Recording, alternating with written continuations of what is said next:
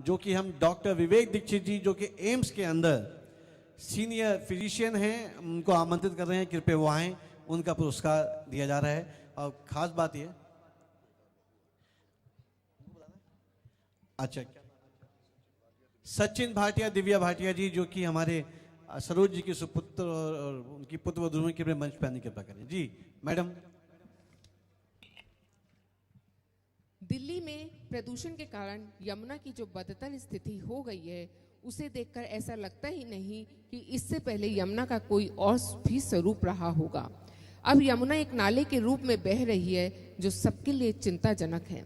हालांकि दिल्ली के लोग यमुना की सफाई को लेकर कुछ न कुछ प्रयास करते रहे हैं। इन्हीं में से एक हैं डॉक्टर विवेक दीक्षित। शायद ऐसे ही लोगों के लिए कहा गया है कि दुनिया की सबसे बेहतर दवाई है जिम्मेदारी, एक बार पी लीजिए जनाब, जिंदगी भर थकने नहीं देगी। तो ऐसे ही कभी ना थकने वाला काम विवेक दीक्षित जी ने संभाल रखा है। स्वच्छ यमुना अभियान के तहत डॉक्टर विवेक वर्ष 2013 से अपनी टीम के साथ मिलकर यही सोचकर यमुना की सफाई में जुट जाते हैं कि वह एक दिन इसे कूड़ा मुक्त बना देंगे, जो सराहनीय प्रयास है। डॉक्टर विवेक न सिर्फ अपनी टीम के साथ हर शनिवार यमुना की सफाई करते हैं, बल्कि अन्य लोगों को भी इसके लिए जागरूक करते हैं, उन्हें इस मिशन से जोड़ने का प्रयास करते हैं। इसी प्रयास के तहत डॉक्टर विवेक ने फेसबुक पर एक पेज भी बनाया है, जिसके जरिए वह इस मिशन से लोगों को जोड़ते हैं।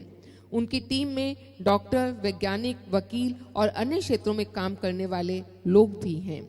उनके टीम के इस प्रयास को इंडियन एक्सप्रेस न्यूज़पेपर ने प्रकाशित किया और डॉक्टर विवेक एंड टीम को रिवर डॉक्टर की संज्ञा दी। कई एनजीओ और सोसाइटी की ओर से इस टीम को सम्मानित भी किया गया।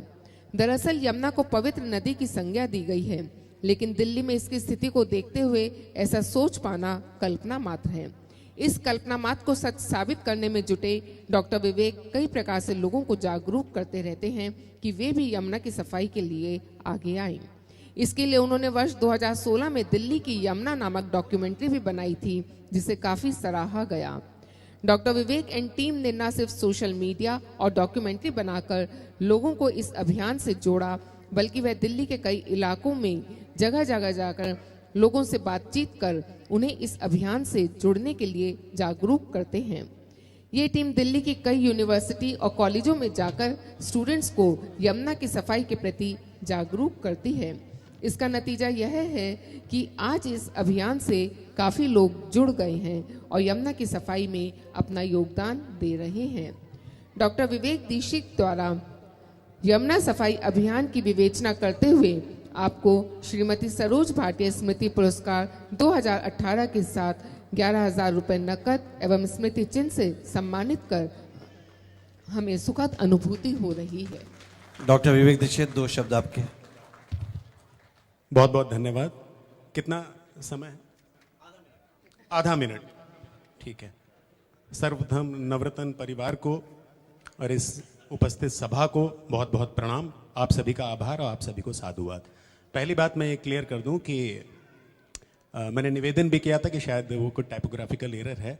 मैं एम्स में ऑर्थोपेडिक्स में एज ए सीनियर साइंटिस्ट हूँ और पिछले 4 सालों से एम्स में हूँ। पहले मैं इजराइल, लंदन और बाहर रहा। आने के बाद मैंने निवेदन भी किया था, हो सकता है वो समय से उसमें ऐड ना हो पाया हो। तो आई एम सीनियर साइंटिस्ट। लोगों की हड्डियाँ कैसे अच्छी बने, ये मेरा काम है, ये मैं करता रहता हूँ। और प्रत्येक शनिवार को यमुना की सफाई, आज मदर्स डे है, तो अगर इजाज़त हो तो एक कविता के माध्यम से अपनी बात कह दूँ।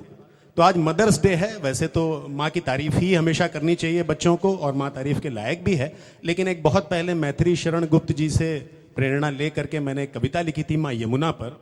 इस अभियान से आप जुड़ सकते हैं। स्वच्छ यमुना अभियान करके एक पेज है फेसबुक पर, उस पर आप जाएंगे तो आपको काफ़ी इसमें जानकारी मिल जाएगी कि प्रत्येक शनिवार कैसे सफाई हम लोग करते हैं। तो बहरहाल वो कविता मैं कह देता हूँ। वो कविता कैसे सटीक है, हालांकि व्यंग्यात्मक है, मैं कह देता हूँ। तो माँ यमुना दिल्ली के लोगों से क्या कह रही है?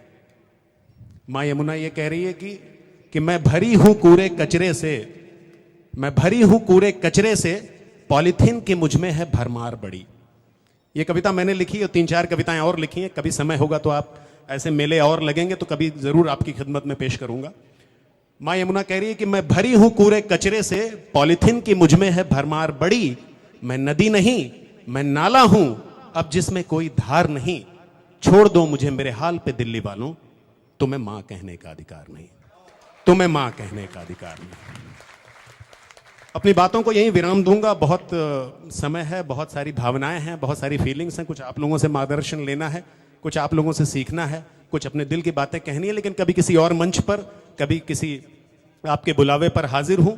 और अशोक श्रीवास्तव जी का, नवरत्न फाउंडेशन का, आप सभी ऐसे हीरे मोती हैं जिनसे मिल करके आज मैं धन्य हुआ और आपने आशीर्वाद दिया। मैं हृदय की सीमाओं से ऋणी हूं। इस सम्मानित मंच को बहुत बहुत प्रणाम। थैंक यू डॉक्टर साहब, बहुत ही अच्छा, बहुत ही सुंदर आपका उद्बोधन। और धन्यवाद, धन्यवाद कपिल तिवारी जी, बहुत ही अच्छे सिंगर भी हैं, रोटेरी